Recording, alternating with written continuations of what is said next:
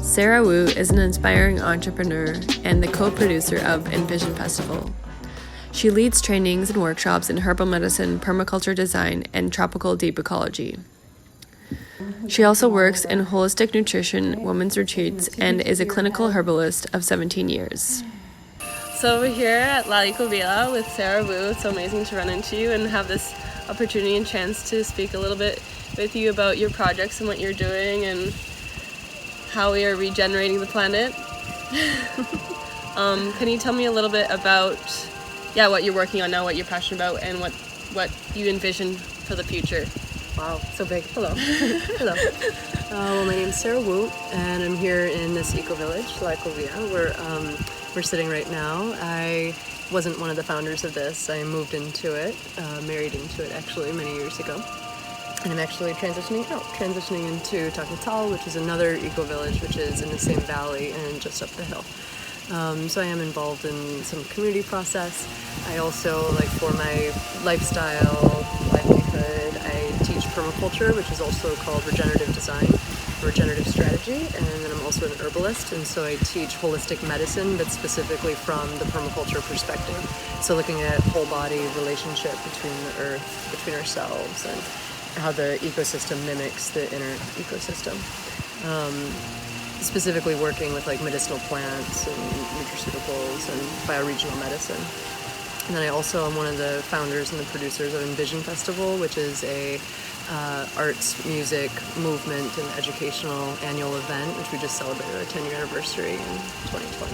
So. Yeah, amazing. Yeah. So exciting. Yeah, Envision Festival is such a transformative experience that people can really open up and learn about new ways of living. I know that it really transformed my life 3 years ago when I was first there. Wow, nice. I ended up coming from Mexico, but I didn't really know where I was going, and I found Karma Tribe through Facebook, and then I was volunteering with them through their crowdfunding campaign for the next phase, and then I ended up at Envision Festival volunteering with them, setting up people. So that's how I ended up at Envision, which was incredible, and now I'm back for the 3rd year, so that's really amazing.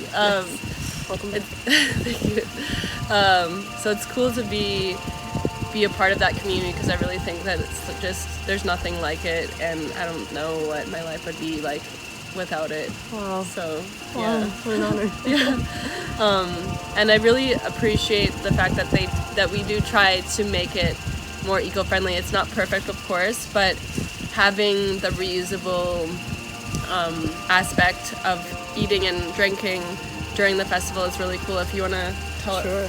Well, there's many different things, right? Yeah. And I think an interesting kind of language bit that we could throw out there is, which you were saying about regenerative. Regenerative, right? yeah. So regenerative versus sustainability. Yes. Because sustainability, when it's in its proper context, makes sense. Like if you're trying to sustain an energy level, if you're trying to sustain a practice, right? But when we're talking about it in terms of ecology and environmentalism, being sustainable means doing the bare minimum to get by, right? 100%, and so, yeah.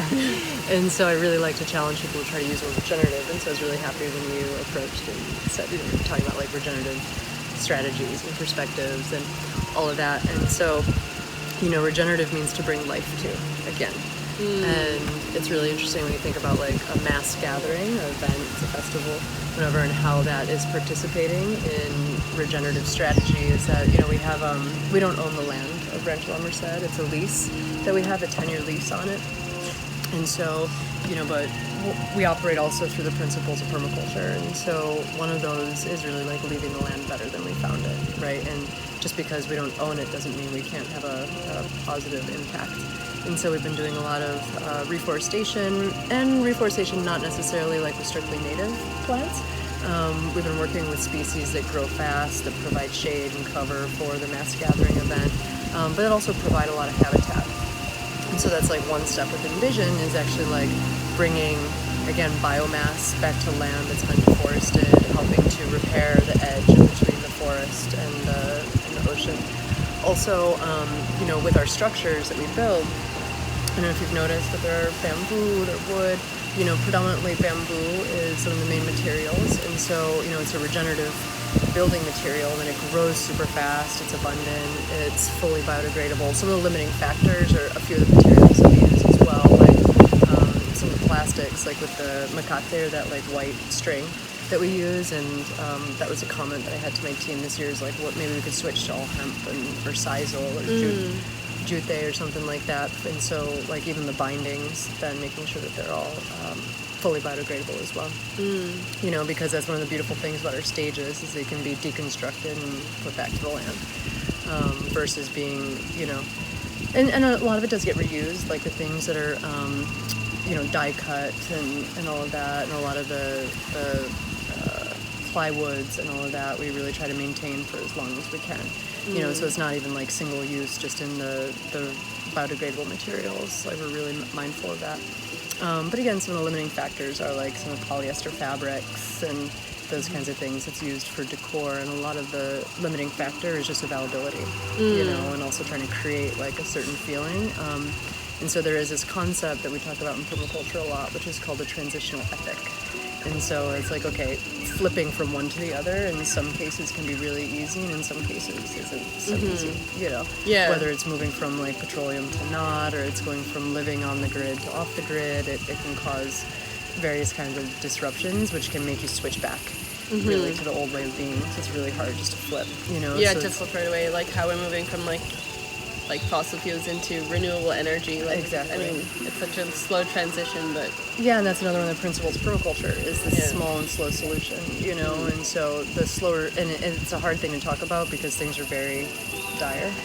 what inspired you to move into principles of permaculture and regeneration? Sure. Well, I first came to Costa Rica in 2001. I was a sophomore year in college and studying tropical ecology and environmentalism, as well as lots of other things. I actually did my undergraduate in art history and mythology and religion. It's really interesting, kind of different, Nice. same but different in everything really. But a lot of the shift actually did come when I was like 19 years old, and I started working with medicinal plants, mostly in relationship to my own well-being, because I was struggling a lot with the allopathic system of medicine.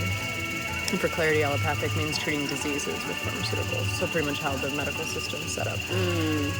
So I was struggling a lot with that, and I started to get into wellness and nutrition, and pretty much for me, environmentalism went hand in hand. I didn't see any difference between the two, between like the health of the planet and my own personal well-being. And so the shift really came with starting to like eat organically, you know, and shopping at my co-op, although I was still shopping at like Whole Foods, but I started to get kind of like frustrated with Whole Foods when I was looking at all the imported food, you know, and so it really put me into the perspective of the bioregional food system, and that was really important to me. And when I moved to Costa Rica in 2009, one of the things that I adored so much about this country is that all the food's local.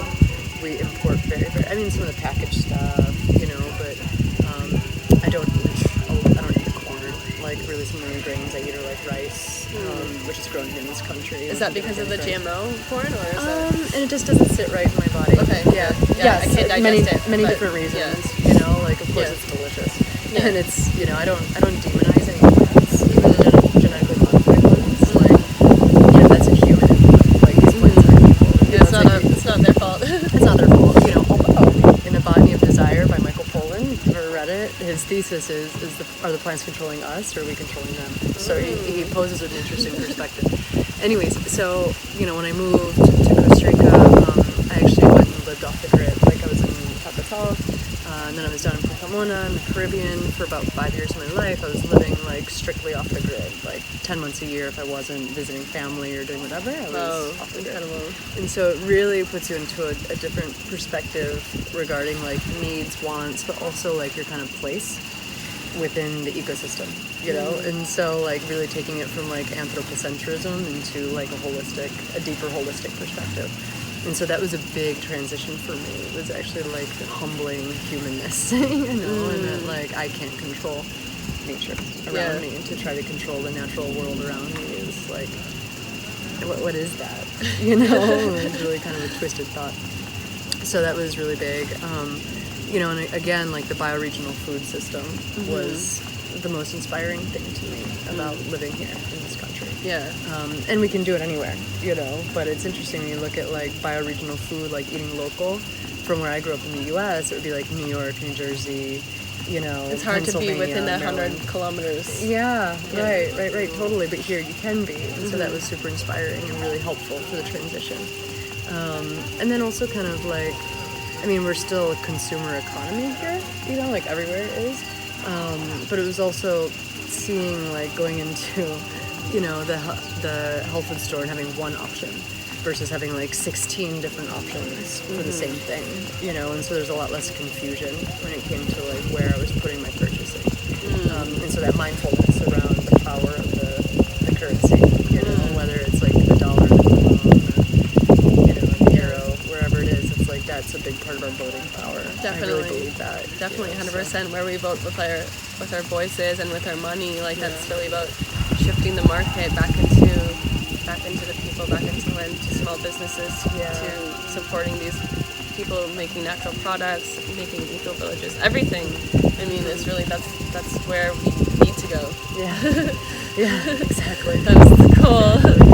To free up humanity, right? From the system and from the old way of living, that doesn't that we don't live in harmony with the planet, because as you were saying, you're like talking about healing yourself or like feeding yourself just as like the earth, because it's what we do to ourselves, we do to the earth. What is your opinion or view on like the interconnectedness of us and nature?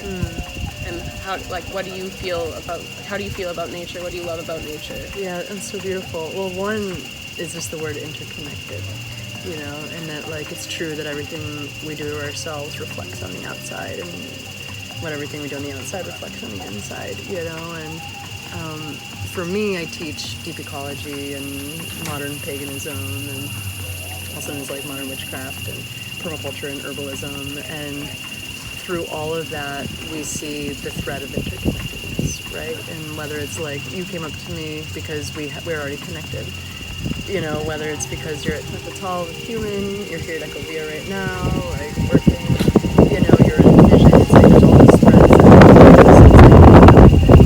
it's like just to use that symbolism of like looking at the soil and these plants around us, like we can't understand one without the whole, and that also looks at the perspective that's called reductionist view, right, where we like bring everything down to the minutia, and we see this in our medicine system, and we see it like in our education system too, that there's one way to understand something. So like I think with interconnectedness, like and with permaculture, working in the ecosystem, it's like zooming out and be able to look at the pattern of how things interrelate, and what I've been realizing so much lately is like how much I don't know about everything, and it's really beautiful, but it's like when I look at these plants, like I'm supposedly a plant expert, an expert in herbalism, I've been doing it for 20 years, and so I'm considered a master maybe, I don't know, but I don't know so much, and I can't name all these plants around here, but I can see the pattern and how they fit